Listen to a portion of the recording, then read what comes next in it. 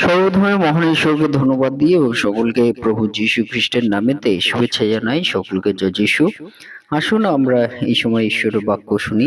গীত সংহিতা ৭৮ অধ্যায় ৭ পদ। যেন তাহারা ঈশ্বরের প্রত্যাশা রাখে এবং ঈশ্বরের কার্য সকল ভুলিয়া না যায়, কিন্তু তাহার আজ্ঞা সকল পালন করে। ঈশ্বর তার বাক্যে আমাদের প্রত্যেককে আশীর্বাদ যুক্ত করুন। আমেন। হে আমাদের স্বর্গের পিতা, মহান ঈশ্বর, তোমার মহানামে ধন্যবাদ করি, গৌরব করি, প্রশংসা দিই প্রভু। প্রভু, প্রত্যেক দিনের মতো আজকে একটি নতুন দিন দিয়েছ প্রভু। আর এই দিনে তোমার চরণতলে আমাদের জীবনের সমস্ত ভার দিই প্রভু গো। তুমি আমাদেরকে পরিচালনা করো, সমস্ত কার্যের ভার নাও, সমস্ত চিন্তা সকলের ভার নাও পিতা। এবং প্রভু, আমাদের যে কাজগুলো এখনো সম্পূর্ণ হয়নি, সেই কাজগুলো সম্পূর্ণ হতে প্রভু তুমি আশীর্বাদ করো প্রভু গো। আমাদের প্রত্যেকটি কার্যে প্রভু গো তোমার দয়া, তোমার আশীর্বাদ প্রভু তুমি রাখো। এবং প্রভু, এই সময় তোমার যে মধুর বাণী শোনার সুযোগ করে দিয়েছ, সে বাণীর মধ্য দিয়ে তুমি আমাদের সকলের জীবনে কথা বলো, সঙ্গে থাকো। এই প্রার্থনা একমাত্র রাজাদের রাজা, প্রভুদের প্রভু, নাসর জীবিত যীশু খ্রিস্ট নামে চাই। আমেন। জয় যীশু, জয় যীশু। আজকে আমরা দেখি আমাদের পিতা ঈশ্বর তিনি আমাদেরকে কয়টি বিষয় বলতে চান।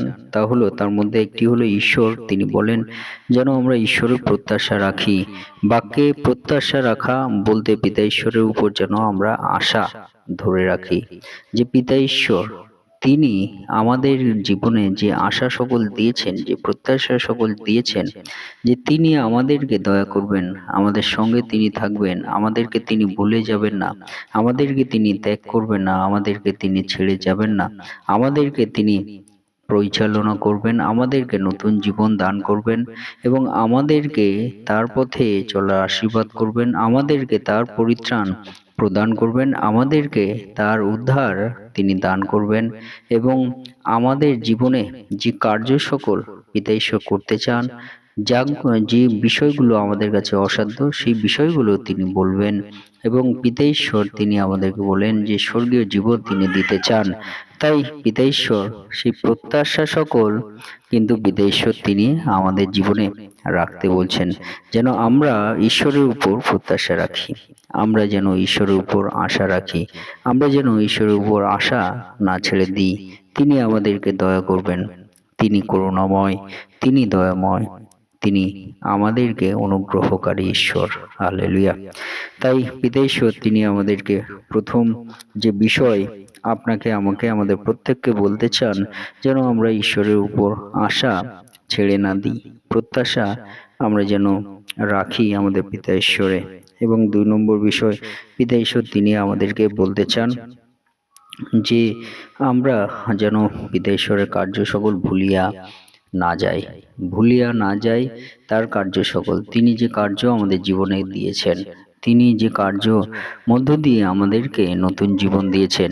আমরা যখন শ্রী প্রভু যীশুকে, পিতা ঈশ্বরকে আমরা চিনতাম না, জানতাম না, তখন আমাদের জীবন কত অন্ধকারে ভুলে ভরা জীবন ছিল, কত মন্দ কার্যের মধ্য দিয়ে আমাদের জীবন ছিল, আমাদের জীবন কতটা অন্ধকারময় ছিল, আমাদের জীবনে কোনো দিশা ছিল না, কোনো আশা ছিল না। কিন্তু যখন আমরা প্রভু যীশুকে জানলাম, আমাদের জীবনে আশা আসলো, প্রত্যাশা আসলো, আমাদের জীবনে নতুন সূর্য কিরণ আসলো, আমাদের জীবনে নতুন আলো আসলো, আমাদের জীবনে নতুন সে পিতা ঈশ্বরের অনুগ্রহ আসলো। হালেলুয়া। তাই পিতা ঈশ্বর তিনি যে আমাদেরকে সেই অন্ধকার জীবন থেকে তিনি আমাদেরকে উদ্ধার করেছেন এবং তার সেই আলোকিত পথে চলার শক্তি দান করেছেন।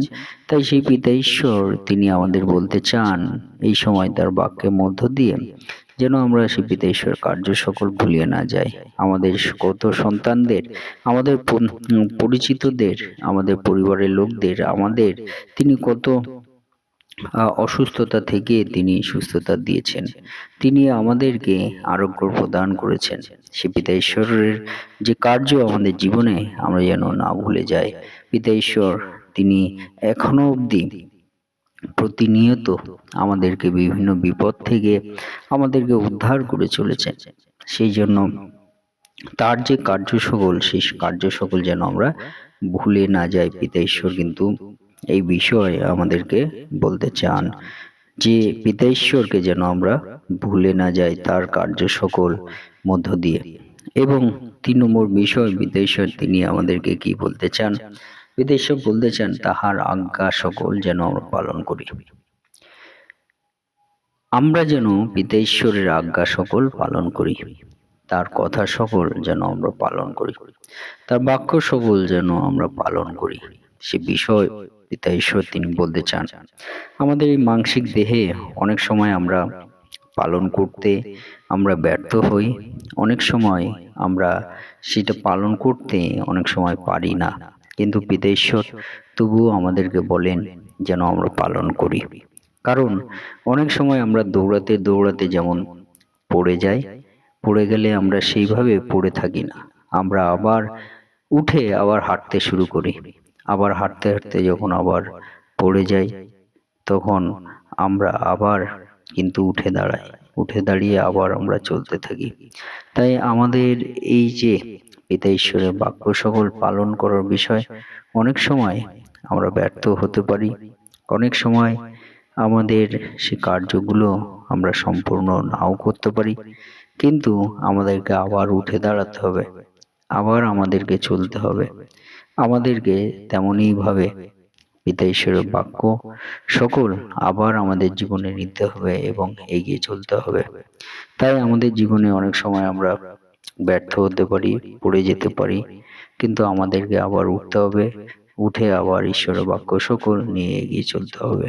তাই পিতা ঈশ্বর তিনি আমাদের বলেন যে আমাদেরকে কিন্তু তার বাক্য সকল যেন আমরা পালন করি। এই বিষয়, এই 3টি বিষয় কিন্তু পিতা ঈশ্বর তিনি বাক্য থেকে আমাদেরকে বলতে চান যে আমরা যেন পিতা ঈশ্বরের আশা রাখি। 2 হলো পিতা ঈশ্বরের যে কার্য সকল, প্রভু যীশু খ্রিস্টের যে কার্য সকল আমাদের জীবনে, তা যেন আমরা ভুলে না যাই।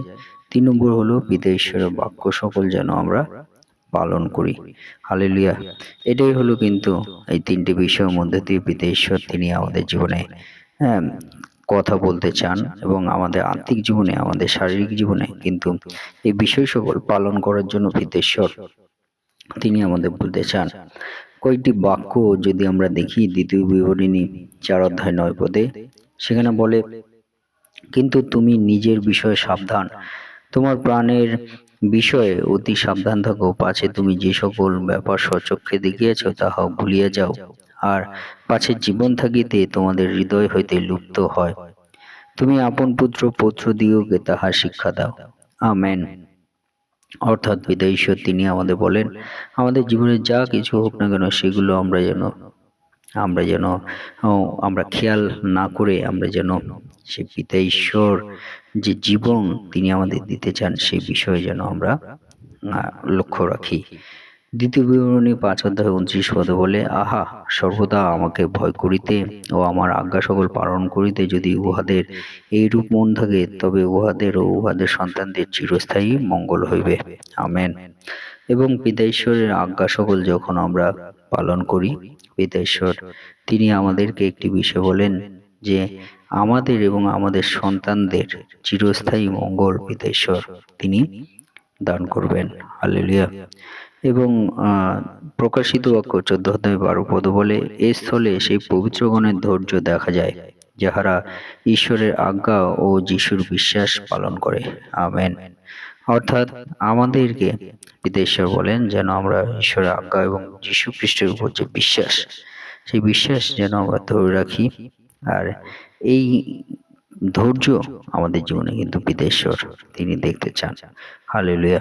তাই আসুন আমরা সেই পিতা ঈশ্বরের প্রত্যাশা এবং তার কার্য সকল যেন ভুলিয়া না যায় এবং তাহার আজ্ঞা সকল যেন আমরা পালন করি। এই 3টি বিষয় আমরা আমাদের জীবনে রাখি যেন আমরা পিতা ঈশ্বরে চলতে পারি এবং তার দয়া, তার করুণা, তার অনুগ্রহ আমাদের জীবনে পেতে পারি। ঈশ্বর তার বাক্যে আমাদের প্রত্যেককে আশীর্বাদ যুক্ত করুন। আমেন। এই মুহূর্তে পিতা ঈশ্বরের প্রেম এবং প্রভু যীশু খ্রিস্টের অনুগ্রহ এবং পবিত্র আত্মার সহযোগিতা যুগ থেকে যুগান্ত পর্যন্ত আপনাদের সকলের সহবর্তী হন। আমেন।